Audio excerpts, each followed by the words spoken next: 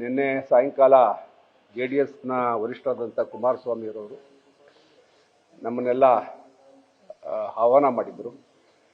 ಆ ಸಭೆಗೆ ಭಾರತೀಯ ಜನತಾ ಪಾರ್ಟಿಯ ಪ್ರಮುಖರು, JDSನ ಪ್ರಮುಖರೆಲ್ಲ ಒಟ್ಟಿಗೆ ಸೇರಿಕೊಂಡಿದ್ವಿ.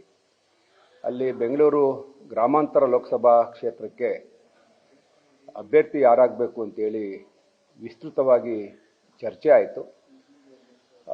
ಏನು 8 ವಿಧಾನಸಭಾ ಕ್ಷೇತ್ರಗಳಿಂದ ಬಂದಿರತಕ್ಕಂಥ ಮುಖಂಡರುಗಳು ಆ ಸಭೆಯಲ್ಲಿ ತಮ್ಮ ಅಭಿಪ್ರಾಯವನ್ನು ಹೇಳಿದ್ದಾರೆ.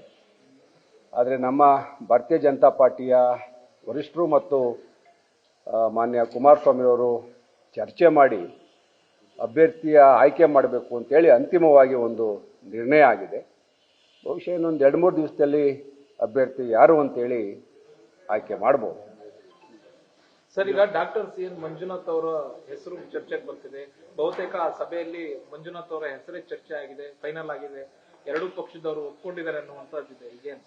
ಹೌದು, ನಾನು ಕೂಡ ಮಂಜುನಾಥ್ ಅವ್ರನ್ನ ಅವ್ರ ಮನೆಗೆ ಹೋಗಿ ಅವ್ರನ್ನ ಒಪ್ಪಿಸ್ತಕ್ಕಂಥ ಕೆಲಸವನ್ನು ಮಾಡಿದ್ದೀನಿ.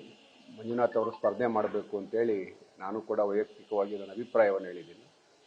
ಆದರೆ ಪಕ್ಷದ ವರಿಷ್ಠರು ಈಗ ತೀರ್ಮಾನ ತಗೋಬೇಕು. ನಮ್ಮ ಪಾರ್ಲಿಮೆಂಟ್ ಬೋರ್ಡಲ್ಲಿ ಯಾರ ಹೆಸರು ಆಯ್ಕೆ ಆಗುತ್ತೆ ಅದು ಅಂತಿಮವಾಗಿ ನಿರ್ಣಯ ಆಗ್ತದೆ. ನಾವೆಲ್ಲರೂ ಕೂಡ ಯಾರೇ ಅಭ್ಯರ್ಥಿ ಆದರೆ BJP ಮತ್ತು JDSನ ಕಾರ್ಯಕರ್ತರು, ಮುಖಂಡರುಗಳು, ನಾಯಕರು ಭಾಳ ಈ ಒಂದು ಚುನಾವಣೆಯನ್ನು ಸವಾಲಾಗಿ ತೆಗೆದುಕೊಂಡು ಈ ಚುನಾವಣೆಯಲ್ಲಿ ನಮ್ಮ ಮೈತ್ರಿ ಅಭ್ಯರ್ಥಿ ಗೆಲ್ಲಬೇಕು ಅಂತೇಳಿ ಭಾಳ ಪ್ರಾಮಾಣಿಕವಾಗಿ ಶ್ರದ್ಧೆಯಿಂದ ಕೆಲಸ ಮಾಡಿ ನಮ್ಮ ಮೈತ್ರಿ ಅಭ್ಯರ್ಥಿನ ಗೆಲ್ಲಿಸ್ಕೊತೀವಿ. ಈಗ ಕೆಲವು ಮುಖಂಡರು ನಿಮ್ಮ ಹೆಸರನ್ನು ಪ್ರಸ್ತಾಪ ಮಾಡಿದ್ದಾರೆ ಸಭೆಯಲ್ಲಿ. ನೀವು ನಿಂತರೆ ಟಫ್ ಫೈಟ್ ಕೊಡ್ಬೋದು ಅನ್ನೋ ಥರದಲ್ಲಿ ಅಭಿಪ್ರಾಯ ಇಲ್ಲ. ಈಗ ನಾನು ರಾಜ್ಯ ರಾಜಕಾರಣದಲ್ಲಿ ಇರಬೇಕು ಅಂತ ಬಯಸಿರ್ತಕ್ಕಂಥವನು. ಕಳೆದ ಚುನಾವಣೆಯಲ್ಲೂ ಕೂಡ ನನ್ನ ಹೆಸರು ಪ್ರಸ್ತಾಪ ಆಗಿತ್ತು, ಲೋಕಸಭಾ ಚುನಾವಣೆಯಲ್ಲಿ.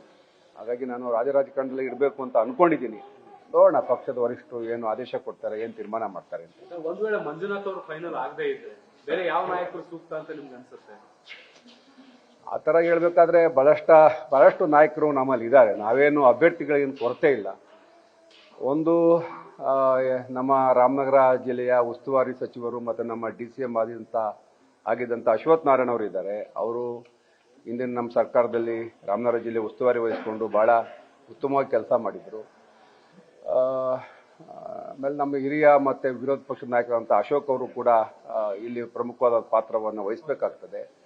ಅವರೆಲ್ಲ ಕೂತ್ಕೊಂಡು ಏನು ತೀರ್ಮಾನ ಮಾಡ್ತಾರೆ ನೋಡಬೇಕು. ಅಂತಿಮವಾಗಿ ವರಿಷ್ಠರು ಯಾರೇ ಅಭ್ಯರ್ಥಿ ಮಾಡೋದು ಕೂಡ ಈ ಚುನಾವಣೆಯಲ್ಲಿ ನಾವು ಗೆಲ್ತೀವಿ. ನ್ಯೂಸ್ ಫಸ್ಟ್, ನಿರ್ಭೀತಿಯಿಂದ ನಿಮ್ಮ ಪರವಾಗಿ.